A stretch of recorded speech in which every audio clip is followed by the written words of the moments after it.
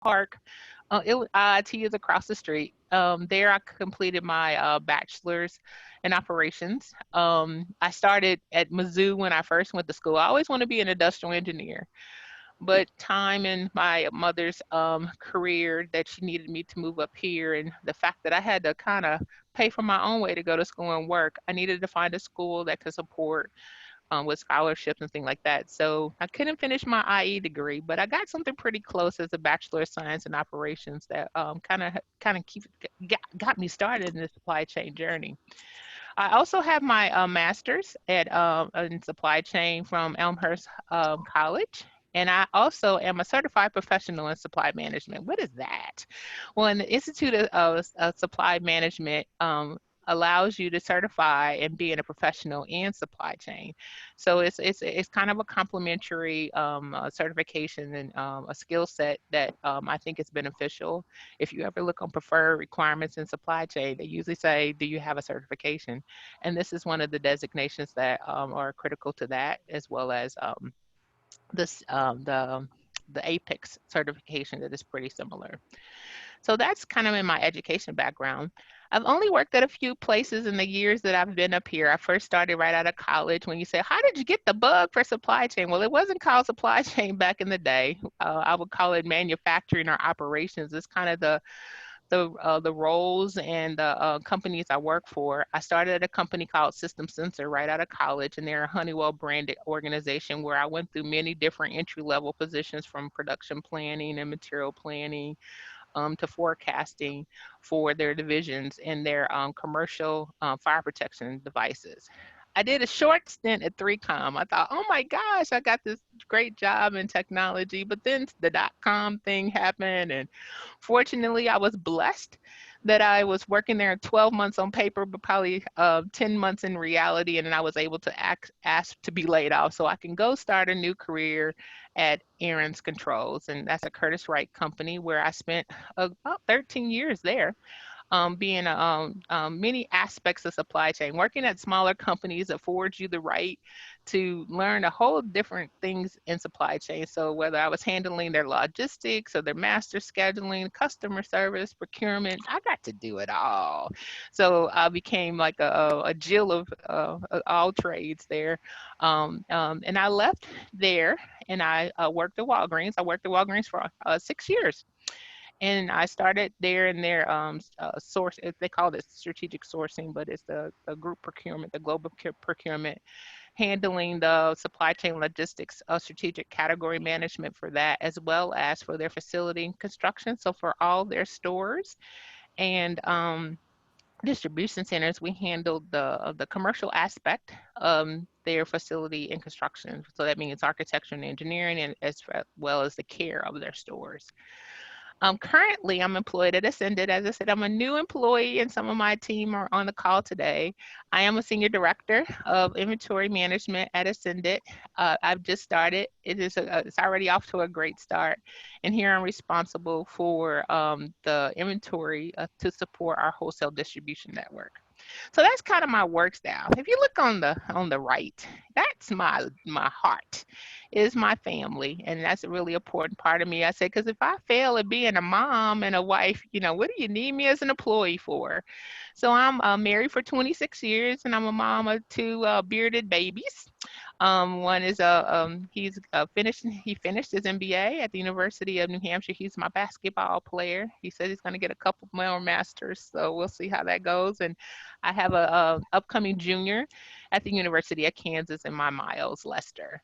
Um, if any of you know me, it's really important for me to give back and to contribute and not just keep, all the things that I've learned and the lessons and experiences I've learned to share. So I do a lot of mentoring. I've had lots of opportunity at Walgreens. Is a great organization that I work for that allowed me to lead a women in supply chain group and the mentoring aspect. I do mentor undergraduate students at Elmhurst College as well, because I think I want people to choose supply chain as a discipline. I want it to be like the next, when people choose finance and accounting, supply chain should be just as significant in an approach to your professional journey. I'm also an adjunct professor at Elmhurst College. I teach two courses in their master's program for supply chain. I teach a supplier performance class as well as I teach a outsourcing decisions class there. And if I wasn't busy enough for all that, I also take an opportunity to be a part of the music ministry at my church. And that's a little bit about me. When you talk about the influence, if you when I mentor, I talk about the importance of having people in your life. And I know there's some of the topics that we'll discuss tonight with Dr. Love and some of the questions that she'll pose is like the importance of the people in your life that help you be better. And I want to be a part of people's journey in that, but I have significant people who have created that influence on me, whether it be professional or personal. And I always say my mom is my hero.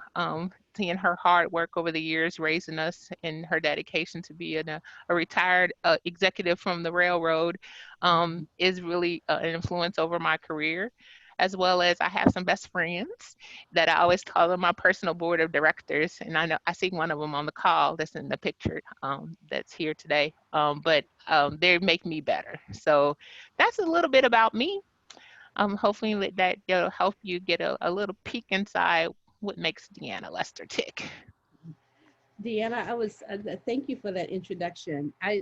So I did read your 20-page report you sent over about the stats of women in leadership and supply chain management. But, Well, but you of asked for some data. I was like, I don't know. It's not that many women in supply chain. Well, and see, that's the thing. And so it's a viable option. And so I want to get the word out that it is a viable option, because a lot of times that when we are studying the soft skills in leadership, um, we can meet each other and you can say, oh, she's a great communicator. Oh, I love how she collaborates. But how do you back it up with hard numbers? Because when I looked at your resume, it's like you can back yours up with hard numbers. And so people look at those results, they're very succinct. They can speak right to the issues. There's an immediacy there and what you are conveying with your profession. And so I love that. So there are so many things. It's so nuanced in what you do and how you brand yourself that I'm really excited about you being here. Let me just wipe the smile off my face. Sorry, I can't do it. But, but one of the things that it says in the statistics, I noticed that there was a theme in terms of the goals. It's to recruit, develop, and promote women. And so in the previous years, there were initiatives that were coming down the pipeline. But in 2019, the initiatives were actually actionable. So they actually saw improvements. It wasn't just the public statement to better the health and the branding of the organization itself. They had actionable items and it was proven in their results. And so I was really impressed with that. But they said in terms of this verbiage in terms of supply chain, they talked about women being in leadership and what's the intention. And one thing that they recognized was that women were underutilized, the talents were underutilized, and they are trying to recruit those women and to make this profession more attractive to women. And so just looking at your profile from production management, and excuse me, because I don't understand all the technology, to supply chain management, was the transition difficult for you? No, I would say no. But I was afforded a really awesome opportunity to work at a smaller organizations where you get to touch a lot of the supply chain. Hmm. So when you define supply chain, it's like, what does that really mean? It's really a basic definition says that you is from is the flow of moving product from your vendor's vendor to the customer's customer. So that's like the actual definition that I learned from one of my professors in grad school, was that you think about that aspect, and most people focus supply chain on actually the logistics or transportation, or you think the actual work to push that box or push that service. to the end user, but really you think about all the aspects that make up supply chain. So you could be performing a function in an organization that's a supply chain organization, but you have a finance or IT responsibility. So supply chain encompasses a lot, the design and the movement of the goods, as well as the actual facilitation of its success. So my thing that wasn't easy, I kind of fell into it. I got the bug. I told you it wasn't even called supply chain when I started. So, and I'm still young. I feel like I'm still young, but when I started many years ago, it was actually just, it was called operations. It was called, manufacturing. It was called, it wasn't called supply chain. This is, I guess, a more recent term. And as you can see now that you can actually be degreed in it, and that's a new thing. So when you talk about the data, and she's referring to the data on a Gartner report from 2019, they do a survey and they kind of take a pulse on improvement in that diversity in supply chain. That's the report that you can find. um, they really talk about, that when you talk about the intention, I think more organizations now are realizing that, one, through their metrics and their measurements and their diversity and inclusion areas, because now they have those kinds of teams, they're starting to evaluate, like, is it ample enough of diversity in our on our team? So they're starting to say, okay, what kind of programs and kind of things that can we put together to kind of highlight, and what will make supply chain more appealing? When I take about my individual responsibility, I go look for it. I go mentor, because I want people to know that, hey, it's not a hard, you don't have to load a box in the UPS truck to be supply chain. You can actually lead inventory teams. I've led an engineering team. I've done different things that, still supported that flow of product from that vendor to that customer. So I think it's more of this education and awareness that supply chain is a viable function to choose as a profession. Mhm. I love in your background, because you have led teams, and I also looked at your recommendations, and they were all positive, and it was all aspects of leadership, whether it was mentoring and coaching or leading high performance teams. And I was looking at some of the evaluations for Walgreens, and so in terms of assets, and so it's packaged so well. And so even with your profile, and as you are building that profile on LinkedIn, one thing that I noticed was that your recommendations were recent. They were within a year. Mhm. So when you brand yourself, even if you when you're marketing yourself, even on LinkedIn, how important is it to have those recommendations? What's been your experience with that? I think it's well, they probably more recent because when you look for a job, you tend to get some things updated, right?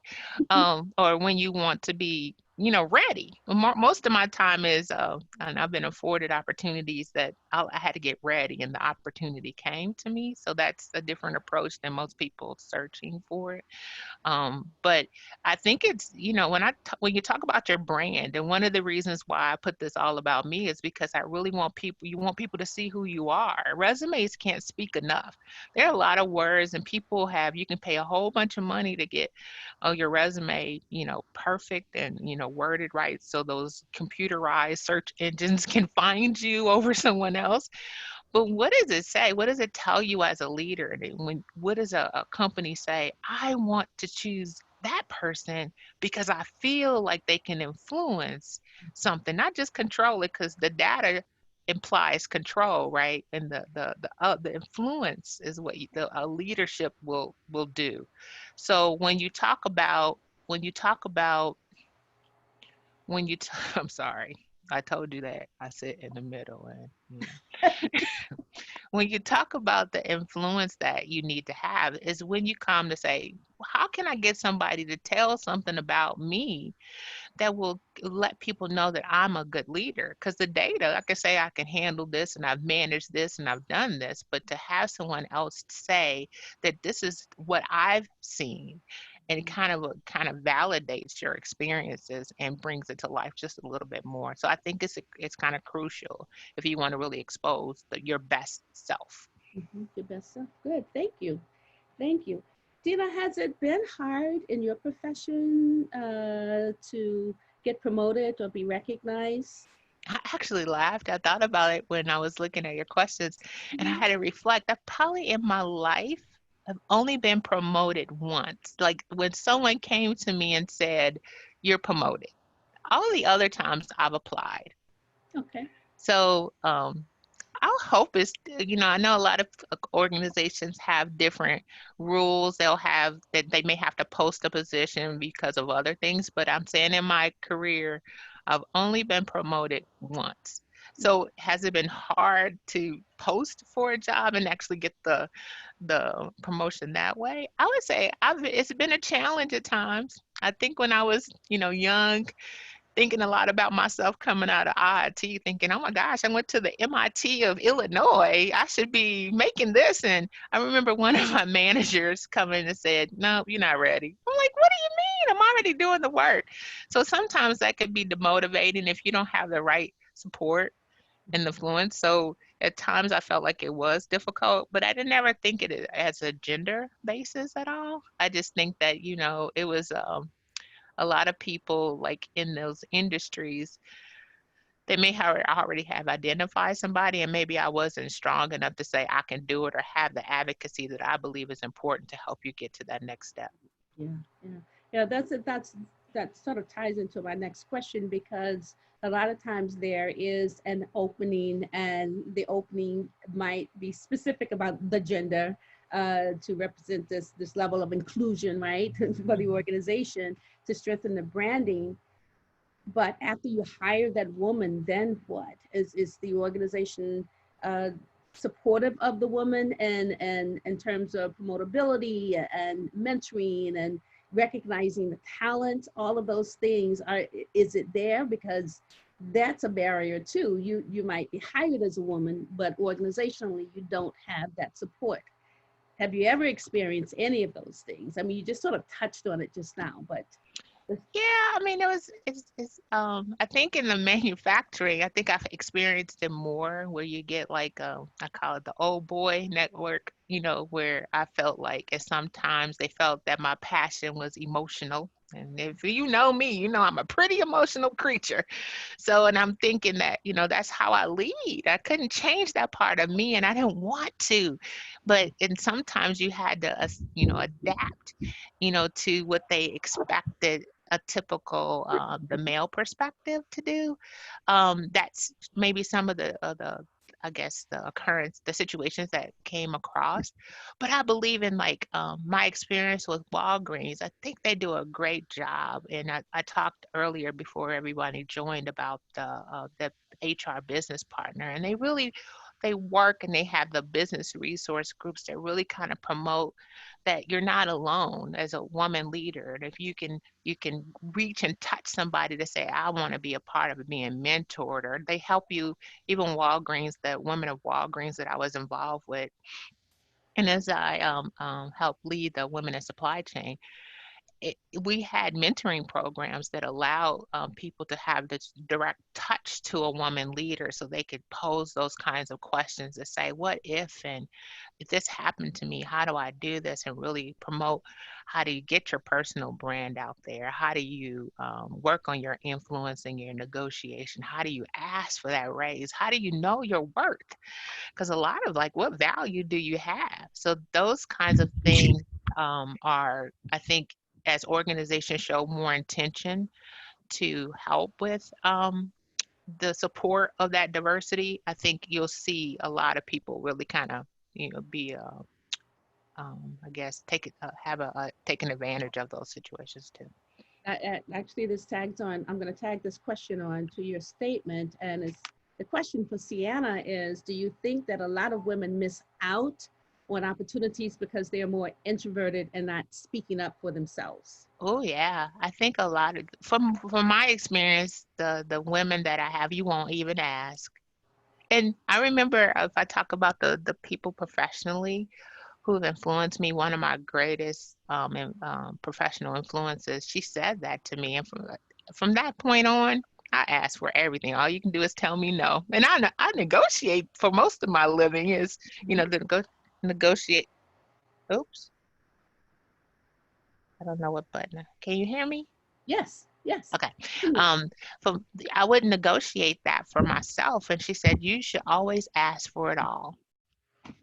And but she was the first person to tell me you can do it. What harm can it do? If they told you no, all you could do is turn around and ask them, well, can you help me with the gap so I can start developing action plans to improve myself so I won't get the no the next time. So Mhm. don't be afraid of the no. And Yeah. that's what, is really important to be taught. So I guess I would say, especially coming out of college where you don't know if you have all the skills and you understand it, the confidence is really always not there. So it's really important. I would say that have a mentor. I tell people all the time, you should have a mentor. You should have someone that's, can help push you. I And love the fact that you refer to your friends as your board of directors. I mean, that's a group of mentors for you. Have you ever used them in terms of asking them questions about changing your professional career? Have you ever used that board in that capacity? yeah, I mean, most of the time, like, so my branding, my little all about me is from my own dear DeAnna. She's on my board of directors who's in marketing at Abby, and I think she's on our call. She's years ago, I think we talked about, I wanted to bring my resume to life, and she was working on something when she worked at a previous company, and we kind of this morphed into that for me. But they helped me. I haven't really changed professions, but mostly when I was going up for I at Walgreens, I led the engineering team. And when I was applying for that role, at some point it wasn't necessarily in that scope of those ladies, but there was someone who thought like, why not you? I mean, and I thought it was kind of ironic because remember I said in the beginning I wanted to go to school to be an industrial engineer, Right. but because my life changed and I had to make some different decisions, I never got to finish it, in the completion of that scope of that degree.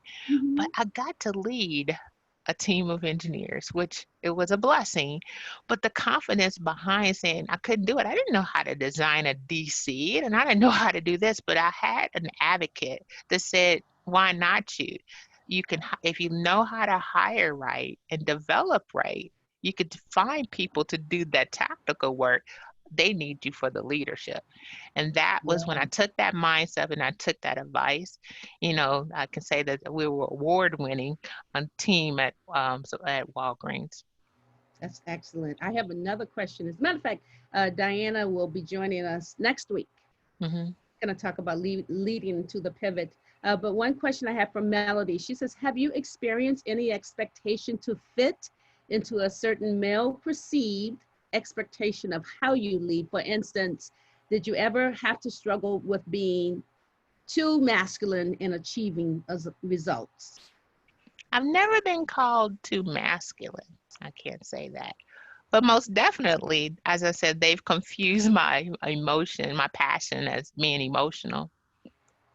Okay. And, how do you stifle? Like, I remember one manager told me I needed to be numb because I wanted to challenge the ambiguity. I said, that just doesn't make sense. And he was like, you need to be numb. I said, well, you might as well just cut my heart out of my chest because I can't change like that.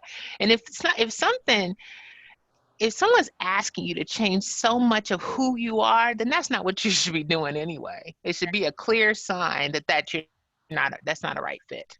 Yeah. It's amazing that emotions is basically that's connoted with irrationality. Mm-hmm. No, and so the verbiage is so important because now you hear about emotional intelligence and for women, because we want to connect everything and we want to communicate everything, that's not a negative. I think because males tend to compartmentalize so many things that Mm-hmm. when women can get in and make that connection, it is so important. And then so you can communicate that big picture, right? Mm-hmm. Because Mm-hmm. it's the nuances in the process that you identify immediately. Right. But how you communicate those nuances is so important. And I love the tenor of your voice because you're excited about it. So it's where someone else to say to be numb, that's how they receive the coding of the message that you are sending out. Right. but it's a new day, and so you definitely can't diminish who you are in the But process. it's a part of really knowing is knowing who you are. I Yeah, mean, I'm going through an exercise with my team that I've used over time when mentoring is developing your SWOT analysis on yourself. Because it all starts about supporting your I want to be. So if you're really focused on, I want to be this position or this role or better at this, and you have mapped out your own branding, your strength, your weaknesses, your opportunities, a threat to support that I want to be, and then someone comes in with some feedback for you. And I said, feedback, you got to watch feedback. It's good to get it, but you got to know where to place it. And you're thinking about if someone like when this particular manager told me I should be numb, in my I want to be, and I looked at a part of my makeup, I knew it didn't fit in. Because sometimes that would suppress you, advice suppress you, especially when it comes from a leadership position. It'll change you so much that you won't be effective. So you have to be really, really careful that you know where you're going. You know who you've assessed yourself and know like where your opportunities, where your weaknesses, the things you need to develop. And if that's not a part of which you've taken feedback from your personal board of directors or your advocate or your mentor, and someone says something that's kind of out of left field, you can put it out there, but you don't have to, work to change it. You can know that that's not a part of what I want to do, and you know when to run or when to, put it on your list of things to do. yes, that's a good point. Deanna, what aspect of organizational leadership is demonstrated through your role as director? Well, it's really interesting now that being at Ascendant and for some other organizations that I've worked for is like when you think about organizational leadership, as I talked at the beginning of our conversation, is about that structure. Organizational leadership really helps. How do you define the work? Because overall, your company has goals and actual mission and the vision statement that they're trying to attain. How do you organize your work to support that? So as a leader in what I do now, I have to think about how do I take this inventory team to be effective and efficient at performing and managing those outcomes for that for us as a business for as a business unit to support our organization. So when I look at my work, I look how is it defined? Is it clear? Is it documented? Because one of the things that you most companies miss out on is taking advantage of developing that legacy, developing those processes that when people they retire, they win the lotto. They do a lot of things that, or they just get a promotion. Does that process stop because of them? A lot of our work lies in an individual and not in the processes. So when I think about the work as an organizational leader, it's my job to make sure that we can have it documented. It's not to make it the same or not to make it stagnant, but make it just so that we know where we are. It always keeps us on that roadmap and that road plan so we know where the opportunities are and where our future state needs to be. So you start to develop all that design of that work and how it supports the mission. So that's how I view organizational leadership in my When current role. when you started your new job, I know that you did extensive research on the company in and of itself. But how did you determine uh, your role and your position? Not just what position they hired you in, but what role was Deanna going to play in terms of affecting change within that organization? Well, it came in the touch of, why, they pursued me was because of a unique skill that they felt that I had. Okay. The ability to develop people. I always tell I think I told Mary's on the, she could probably co-sign. I said, I'm the gift. Because I'm like, when you think about the people leader side of me, I said, I'm the champion of people. And how do we get them motivated and engaged to lead?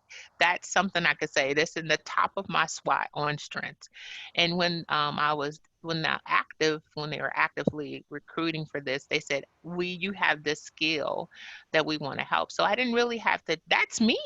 I didn't really have to change or incorporate anything else into what I was offering for this role because they had a need to fill as far as making sure the engagement, the team was functioning, and they sought me for that strength. That's good. That's good.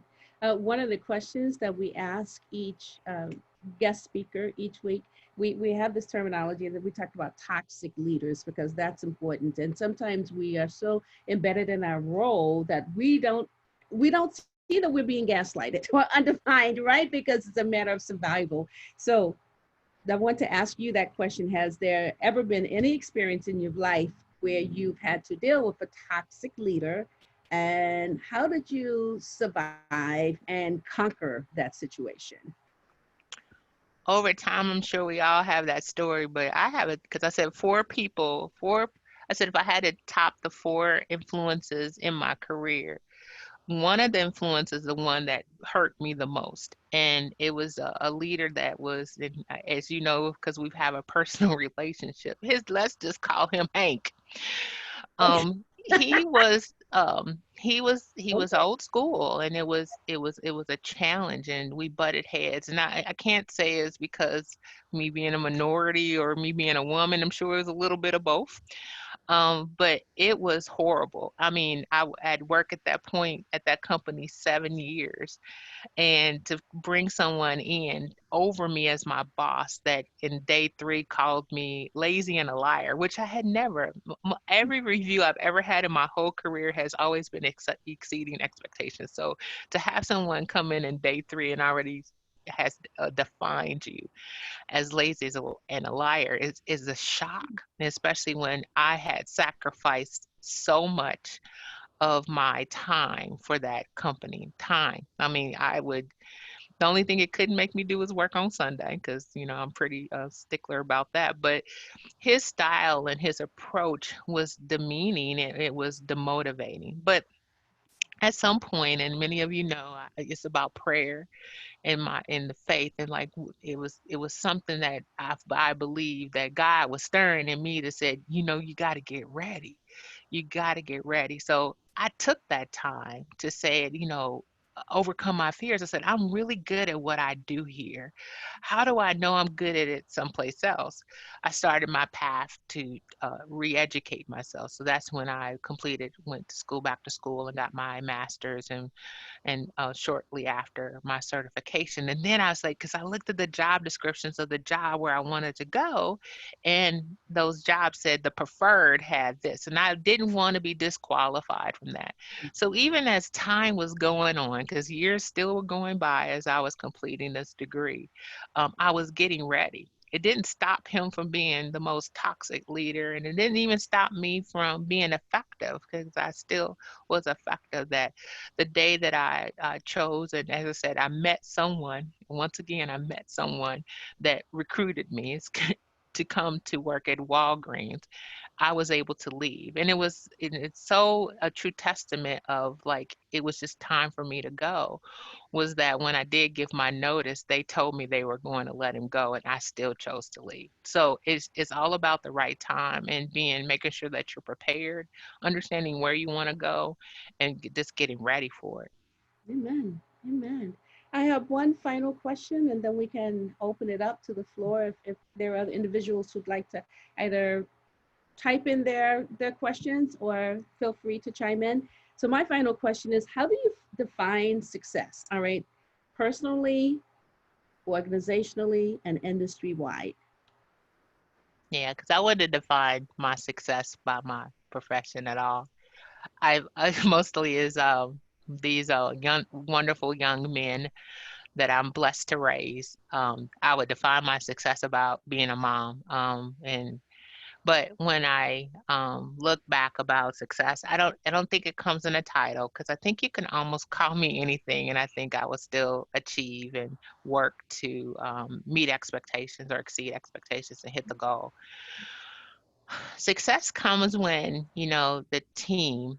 I think the greatest point where I said and that I've had to this date was when my team at Walgreens was nominated out of all the supply chain as the champion of champions in the business unit for supply chain. So all the supply chain teams, my engineering team was nominated and awarded that. Because you think about, remember I told you that I felt like I wasn't an engineer, and I was reluctant. I was kind of anxious about how could I lead and be effective. But to take, the 12, 13 people to make a difference in their work for all their stakeholders over that distribution network. That to me was a defining moment of success, and that I could champion people that I don't may need to know what you can do. I just need to bring out the best in you. So I think I define success in how I can develop a team. Amen. Amen. Are there additional questions? It's definitely open. Oh, we got a quiet bunch tonight. Everybody's listening. No questions? No questions. Yeah, it's Well, it Friday. was very, very good listening. I'll say that. I'm always very happy to listen to what you have to say, Deanna, because as we started out, you are an extremely positive person, and I think that Mhm. very good, and it's wonderful to see, and it flows to everybody, and it's great. But I did just really quick want to ask, do you have any regrets about anything that you've done? Not And I'm talking about, asking, not asking for something sooner, knowing that I'm like, well, I guess when I think about it as, maybe when I was younger, like men reach higher levels quicker, like they're younger. Like most of the people who have led me are younger than I am. And I'm like, what was I doing? And I think I started on time. I mean, I may have graduated from college a little bit behind the curve, but for the most part, I'm still on track. And I think that most of the regrets would have been that maybe I didn't push harder to show my value. But it took that, as I said, it took that influence, even though it was a toxic influence. It took that influence to let me know that it can't get any worse, right? Why not ask? So I think my regress was that I wasn't pushing my value sooner. Okay. That ties into that whole intergenerational aspect because Hank was quite older, I'm assuming, and, Hmm. and now you're working with a younger team. That's just my assumption. And so it ties into this next question. What steps do you take in developing your team? So I would say that, and Mary is a part of my team. I think Christine too. It's a different dynamic at Ascendant. There's a lot of tenured and seasoned professionals. So even the approach that I look at it when I'm thinking about how do you design the work and how do you make it so everyone feels like they can make a difference is, really being sensitive to the change. Because whether you manage a millennial, and believe me, I've done that. And I'm like, dude, sit still, because millennials are just so excited and they want to do it. And believe me, I'm a mom of a couple. Or you get that one that said, you know what, just let me do this for a couple more years. So how do you still? Because I don't believe that that's still a waste of time or somebody you can dismiss. I think everybody has their own contribution. They just need to know what it is. And a lot of people haven't set time to assess and be that self-awareness to know I'm right here, but I want to be there. Because even if you're ready to retire and you're 5 years away from retire, doesn't mean that you can't spend these next 5 years making it the best and feeling the greatest about it and saying, "Look what I contributed to." And I think that's when I think about the team, and I think Mary, I think it's like 58 of them or something like that. Like, how do you invest the time and the talent and the coaching and all the good stuff? So they know that I can make a difference because we can't do it alone. I can't do it. Mary won't be able to do it by herself, but we'll be able to do it together, I believe. Yeah, I love that intergenerational aspect and understanding because it takes a lot and to understand that wait a minute, it's not that my values were more important than the values of those that are younger than me. There's a level of understanding that they're thinking differently and the priorities might be different. It's not bad, but it's different. And so it's my responsibility as a leader to go and try to understand and make it better so that we can all get to that level of success and feel good Hmm. about what we're doing and what we're advancing forward. My I just want to share this. When I interviewed for this job, one of the questions was, how would I develop this team, and what am I bringing to the team? And they hired me based on the contributions with in my relationship with Judson. But one of the one of the colleagues responded, well, because I had this theoretical construct, right? And I wrote it on the board. I was so excited about my knowledge. I was showing off everything. And so one of the response was, been there, done that, wrote about it, move on. And so, Well, that was a little deflating. yeah. But the relevancy of some of the challenges that they were dealing Mm-hmm. with. So I had to make that connection and I had to make it quick. I mean, quick. And so, Mm-hmm. I mean, but that's part of that experience because I tend to be more on the introverted side. And they said, what are we going to do to handle this issue? And it's a real life case, right? And so it's very important. And I love every aspect Mm-hmm. of this interview. DeAnna, you are so energetic and you're so excited about what you're doing. And I really appreciate you taking the time and stopping by for Friday night Mm-hmm. chats. I really do appreciate it. Um, and So I one want, of the things I see on the, I don't know, you probably been reading some of the questions on the Zoom track chat, but yeah. one of the, I think the question came about developing a team, and also Mhm. my team of engineers, they were mostly men Okay. and young men. And so the thing about that, that was a different aspect for me as well, is like, because usually I get a little balance, and I even recruited, or I did recruit female talent eventually, but it was like, how do you listen? And eventually, you should see. I think the emotion and the authenticity that they gained from just having a leader that was like that, they Mhm. started to emulate my style. And like I told them, I went to a supply chain conference last September, and Indra Inui, the former CEO of Pepsi, Mhm. and she's talked about her influence, like a authentic leader, and how she took a letter. She wrote a letter to her direct reports parents to tell them how they were doing. And she said, you don't really get a report card after you get out of school. So how do your parents know how you were doing? That she took the time out and she wrote all her direct reports. I was so inspired that I came back and I said my team, that I wrote a letter to their spouses, because I had three managers who traveled a lot, and I knew that they were young in their relationships with young kids, and that I wrote a letter, and I got a little trinket for their wives, and just that influence. You should have seen what they did for their team. And I think sometimes it just needs, I said, you just need a good shadow. You needed a shadow that just wasn't raining on your head, and it wasn't, causing a dark day. You just need a good shadow to Mhm. model where you need to go. And I think that makes a difference in how do you start to manage and develop a team. I don't know, Mary and Christine, you comment, but I think sometimes they just feel the joy and they said that's better.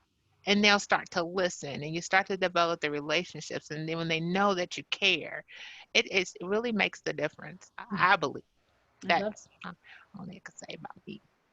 I see Absolutely. Stephanie has the most Stephanie beautiful smiling. smile. Yeah, Stephanie smiling. She smiled at me in our midnight sessions in class too, keeping me going.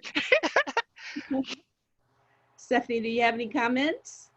No, I definitely enjoyed seeing DeAnna again and having her share a little bit of a different aspect of her life and her philosophy of leadership that I had a chance to see in class when we talked about supplier management and supply chain management.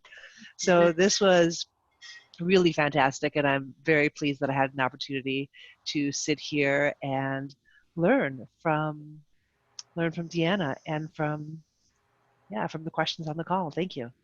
Very Hey, good. I'm not sure if Yes, I can be heard. Can I be heard? Yes. Yes. yes, Yeah, yes. D, uh, this is quick. In your transition from Walgreens to Ascendant, uh, you acquired a new set of teammates. Uh, Yes.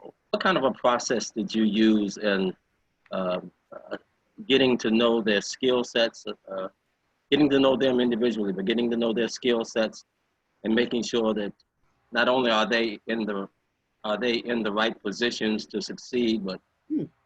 communicating their desires and pathways to succeed. I'm trying to phrase that right for you. Hmm.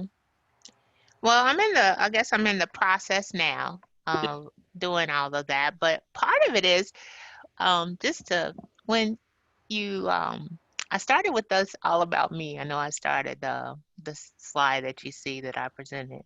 And because, as I said, my team is kind of remote, and especially since we kind of are in this pandemic, I'm not able to see them physically. Yeah. I started just by connecting. Mm-hmm. Um, as I said, the team is seasoned.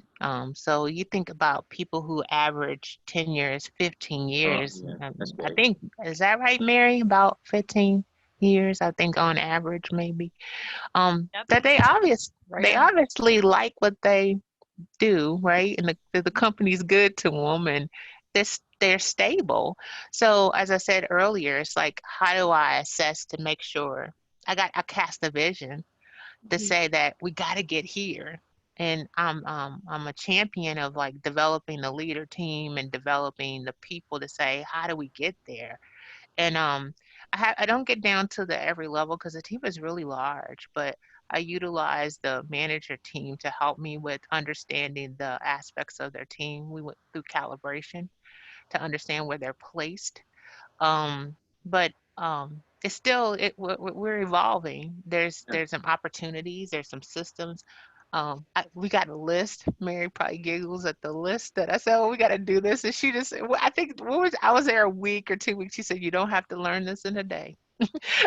But I'm like excited about the opportunity, and create that excitement with the team.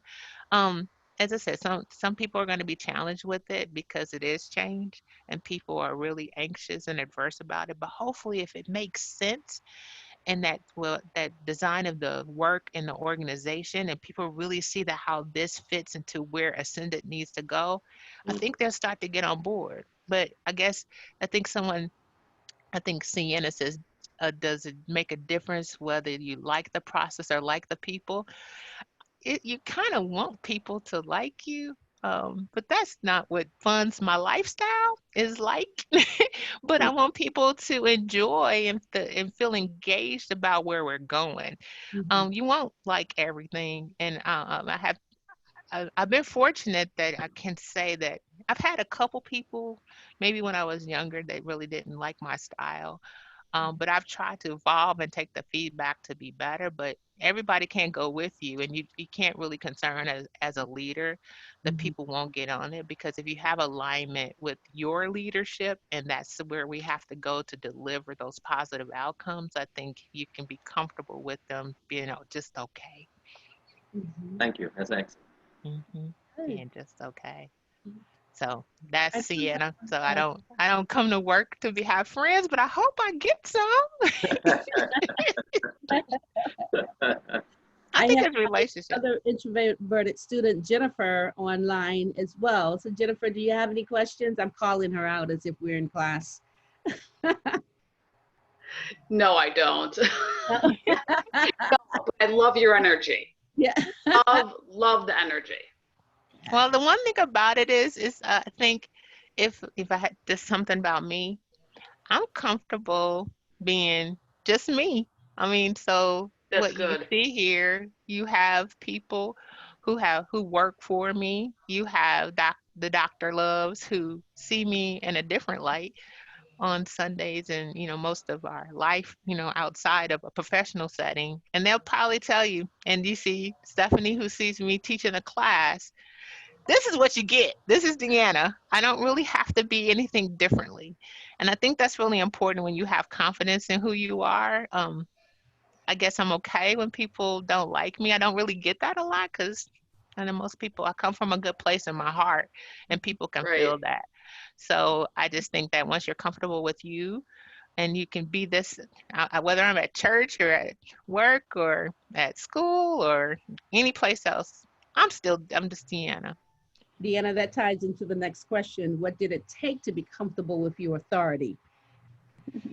My authority as far as leadership or the authority in who I am, I guess. See if Sienna, Oh, both. and both. Successes. In leadership, it comes with successes, positive outcomes that it worked.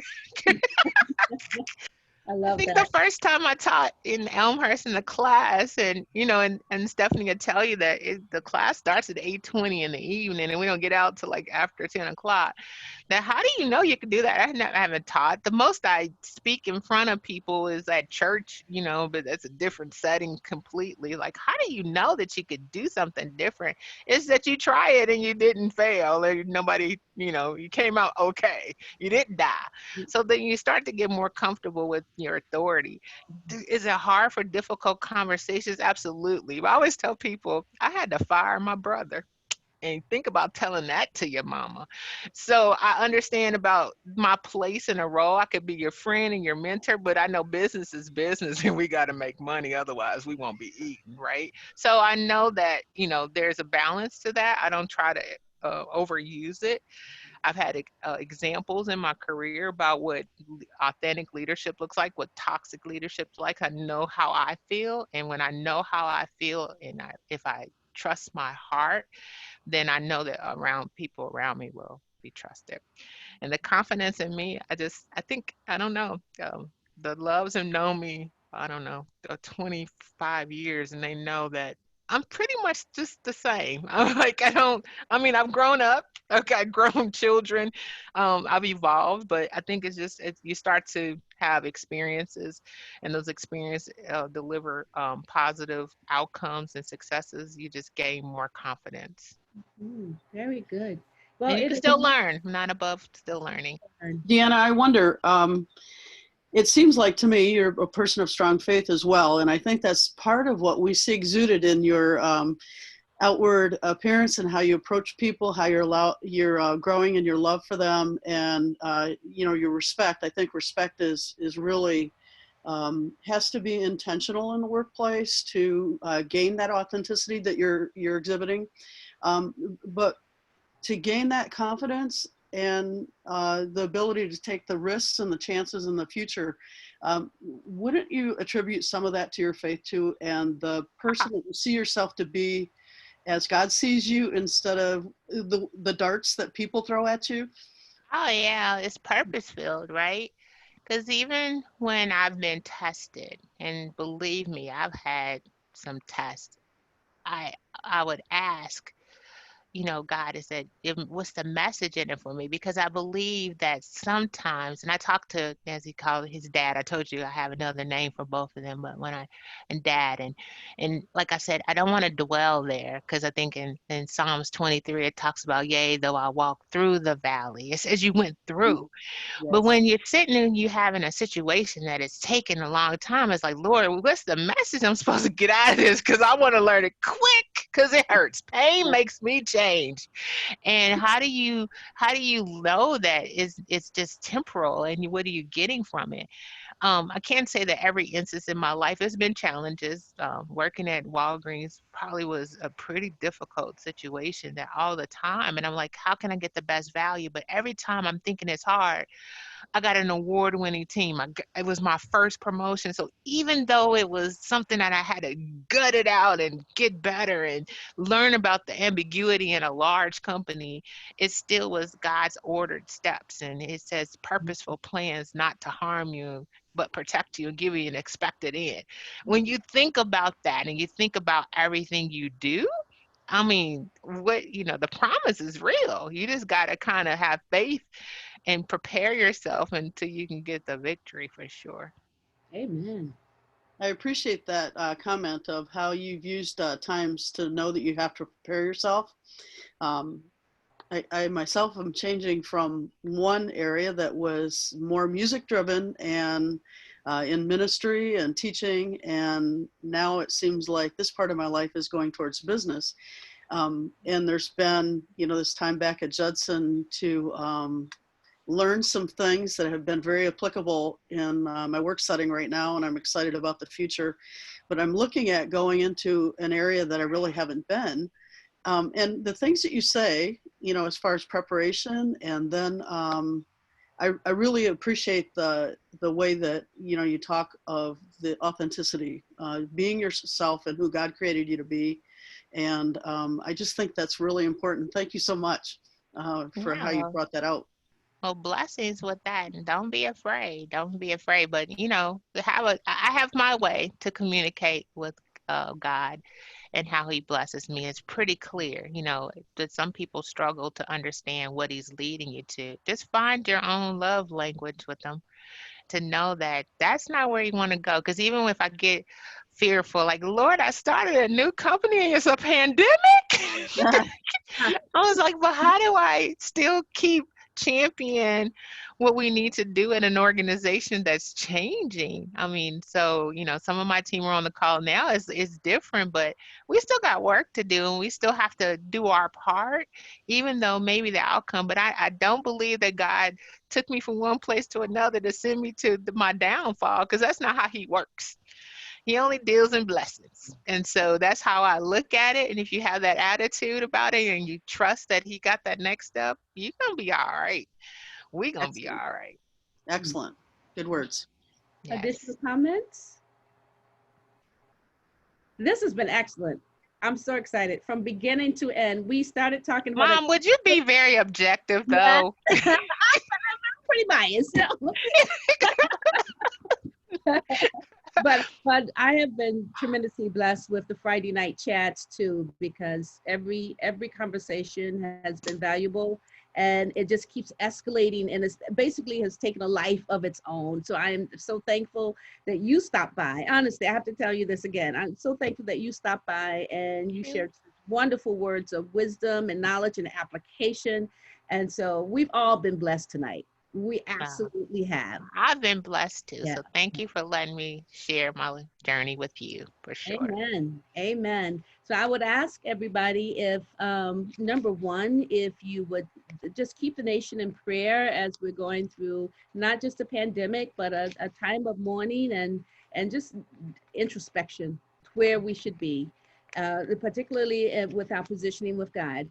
What is the response to all of this? And number two, next week we're going to have DeAnna Love Clapton, who will share about leaning into that pivot, that change in life when you're transitioning. What do you do? And so I'm telling you, this repository of knowledge that's being shared each week is amazing to me.